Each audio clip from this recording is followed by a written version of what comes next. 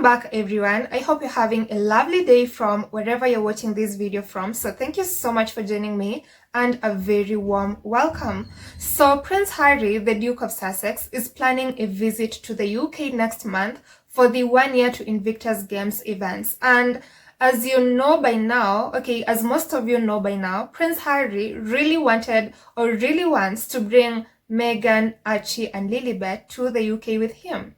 But the only obstacle that Prince Harry has is security. He needs to ensure that his family is going to be safe when he brings them to the UK.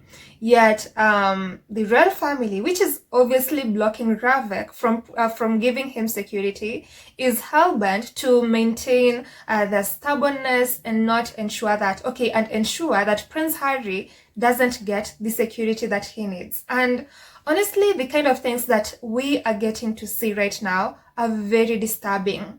For example, yesterday, Prince Harry released a statement through his spokesperson where he said that they had obviously been given royal accommodation which comes with security at the premises, but they have not received security which is required for them while they are in the UK, but they haven't received police protection, which is obviously very fundamental for Prince Harry and his family. And I haven't seen as though King Charles is actually doing anything to even help Harry when it comes to security. He's been leaking saying how he has provided security, but Prince Harry obviously blew a lid on all of that and said he hasn't gotten security, but he is going to do everything he can to ensure that his family is able to come to the UK safely. And honestly, I admire Prince Harry's bravery, but what is very, very disturbing is how this whole thing has been handled since 2020. Security is not something that Prince Harry has to fight for.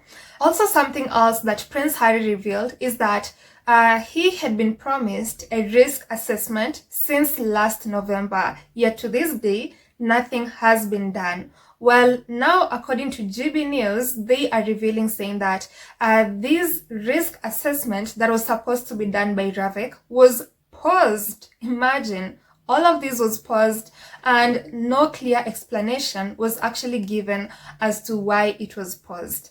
And honestly, it's getting even more weirder. Well, with all of these revelations, I have seen how the UK media are reacting and I'm quite surprised. Most of them are actually in support of Prince Harry, saying that he should be given security. But well, I'm going to dive deeper into that later on in the video. But let me show you this article from GB News revealing that this risk assessment was actually paused. So according to GB News, they were like, last November, the Executive Committee for the Protection of Royalty and Public Figures, that is RAVEC, decided an independent risk management board, that is RMB, should take place to conduct an objective assessment of Prince Harry's current threat level and vulnerability.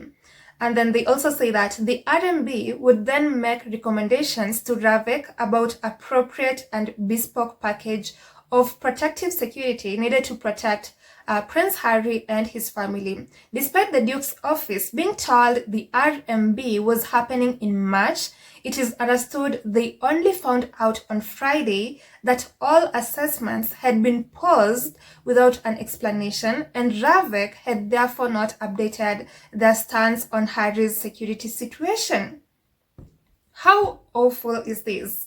Prince Harry's team only found out last Friday that RAVEC had actually paused this risk assessment without a clear explanation. And you still want to tell me that this is a coincidence? I genuinely believe that there are a lot of people who are working behind the scenes to ensure that Prince Harry and his family do not get the security that they need in order to even come to the UK at any time. Because what do you mean paused?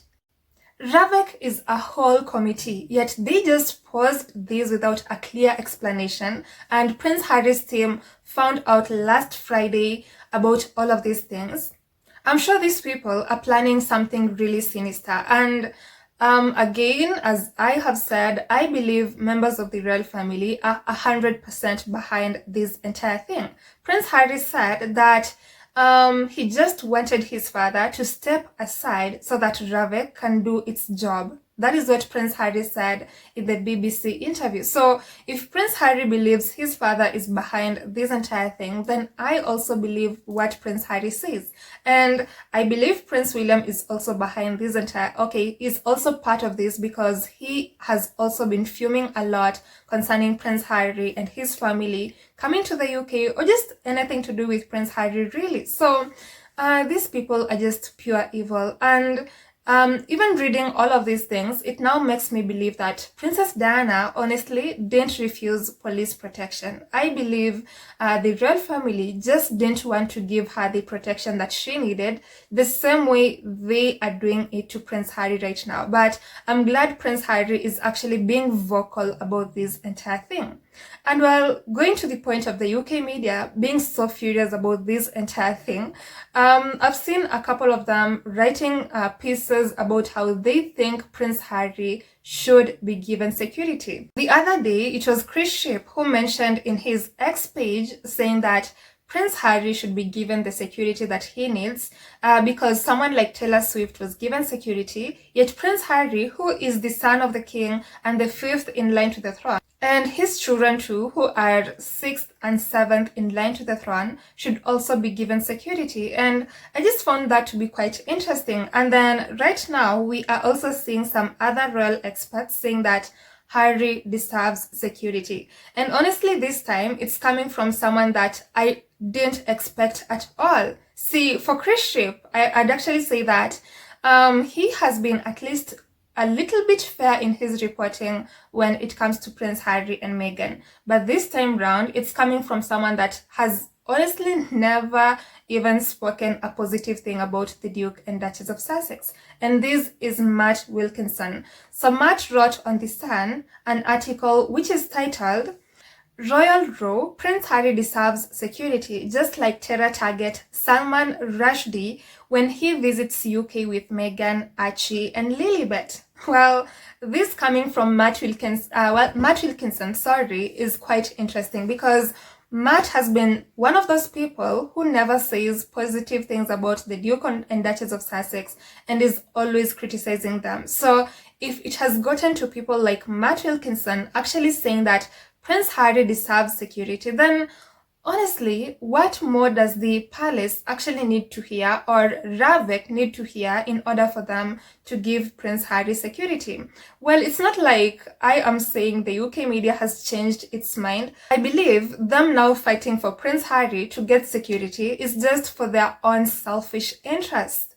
They have obviously already seen the headlines that will follow if Harry, Meghan and the kids come to the UK next month. So they're truly hoping that this follows through and that Harry comes with his family. Otherwise, they're going to lose a lot of money after the way they have planned a lot of headlines in their minds about that trip. So this is them thinking about the headlines, thinking about themselves, but not actually like wishing Prince Harry gets this security for a long haul, because these people haven't openly talked about Prince Harry's security for a long time now. I haven't seen them fighting for it and calling out the royal family for not giving Harry security. But right now, when Prince Harry was so close, or is so close to bringing his family, is when they are all like, please give Prince Harry security, because we can't manage to lose all the headlines that we have planned for next month. So